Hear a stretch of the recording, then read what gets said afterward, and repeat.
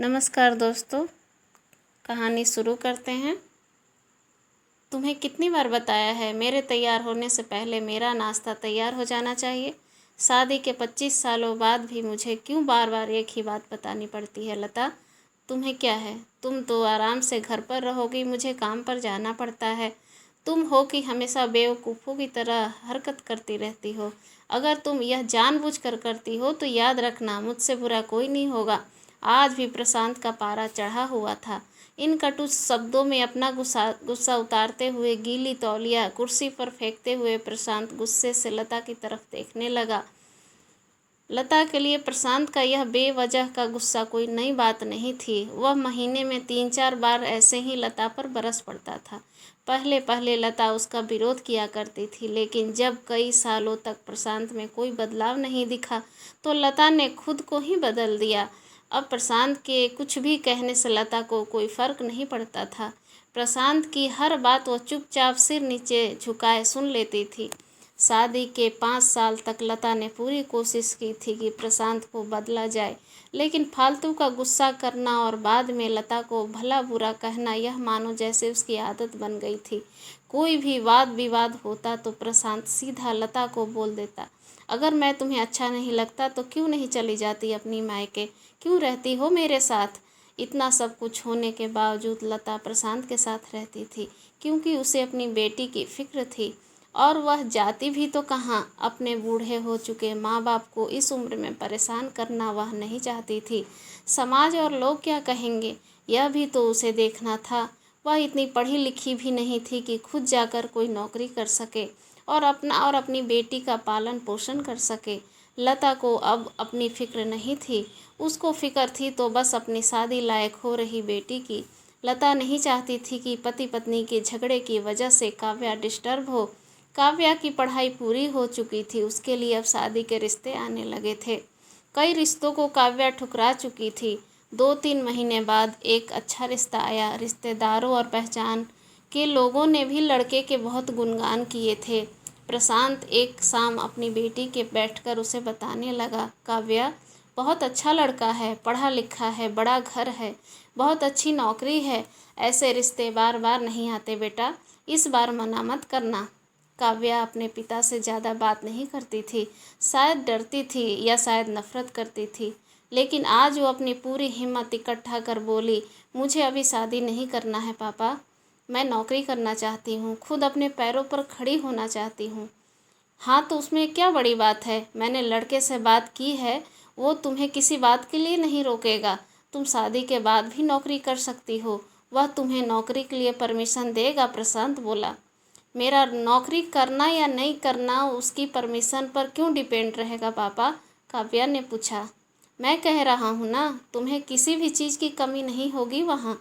ऐसे रिश्ते बार बार नहीं आते, इसे ठुकरा मत, बहुत खुश रहोगी तुम वहाँ। प्रशांत बोला, पापा क्या मैं उतनी ही खुश रहूँगी जितनी मम्मी इस घर में खुश हैं, काव्या ने तंज कसते हुए कहा।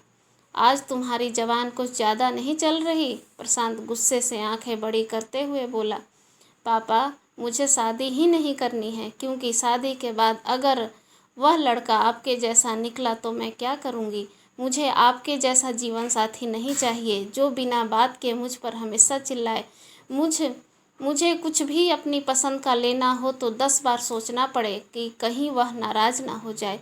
मेरी तबीयत कैसी भी है उसे परवाह ना हो, रोटी थोड़ी मोटी बन जाए तो घर सर पर उठा ले, उसकी चेकबुक ना मिले तो भी मेरा ही दोष निकाले, और हर छोटी मोटी बात पर मुझे मायके जाने के लिए कहे।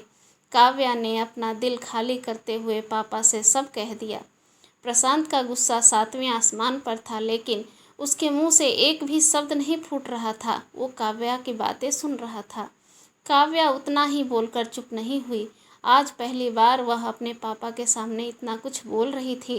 पापा, अपनी माँ के साथ आप हमेशा गलत व्यवहार किया है। आप अपने ऑफिस का गुस्सा बिना सोचे समझे माँ पर उतार देते हैं। कभी इस बात की परवाह भी नहीं करते कि उन्हें कैसा लगता होगा। आपकी बातें सुन सुन माँ ने अपना स्वाभिमान खो दिया। प्रशांत आज पहली बार अपने किए बर्तावों को महसूस कर पा रहा था। वो इतना ही बोल पाया, जो तुम्हारा मन है वो करो, मैं तो इतना बुरा हूँ ना। काव्या ने प्रशांत का हाथ पकड़ा और बोली, पापा, मुझे सिर्फ एक ही सवाल का जवाब दे दो। क्या आप चाहोगे कि मेरा पति आपके जैसा हो? अगर आपका जवाब हाँ है तो कर दीजिए मेरा रिश्ता आज ही, और ना है तो मुझे आत्मनिर्भर बनने दीजिए। प्रशांत कुछ भी न बोल पाया और वहाँ से चुपचाप बाहर चला गया। आज उसे लता के सामने जाने में शर्म आ रही थी। चलते चलते उसकी आंखों से आंसू बह रहे थे। प्रशांत ने आज से अपने आप को बदलने का निश्चय किया। अगले दिन से लता ने अपने पति में काफ़ी बदलाव देखा। वह सोचने लगी कि जो हिम्मत काव्या ने दिखाई है, वह हिम्मत अगर मैंने पहले ही दिखा दी होती तो शायद आज परिस्थिति कुछ और होती। अब काव्या पढ़ लिख कर अच्छी नौकरी करने लगी थी और 3 साल बाद उसके लिए एक अच्छा रिश्ता आया। और उसकी विदाई पर प्रशांत बोला, बेटा, तू हमेशा खुश रहेगी क्योंकि तेरा पति तेरे बाप जैसा नहीं है। प्रशांत की यह बात सुनकर लता और काव्या की आंखों में आंसू बहने लगे। दोस्तों, हमारे समाज में औरतों को भले ही देवी का दर्जा दिया जाता है, लेकिन वह स्वतंत्रता नहीं दी जाती जो उन्हें देनी चाहिए। उन्हें बचपन से ही बताया जाता है कि वह पराया धन है। स्कूल से आने में देर हो जाए तो पिटाई मिलती है। मोबाइल से बातें करते हुए दिख जाए या खिड़की में झांकते हुए दिख जाए तो शक किया जाता है।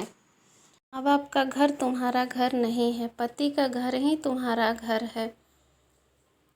जीवन भर ये बातें बता बता कर उन्हें ससुराल भेज दिया जाता है और एक दिन किसी छोटे मोटे झगड़े में ससुराल वालों से उन्हें सुनना पड़ता है कि इस घर को छोड़ दो और मायके चली जाओ। अब आप ही बता दीजिए दोस्तों, ऐसी स्त्रियों का सच्चा घर कौन सा? आखिरकार वह किस घर को अपना कहे?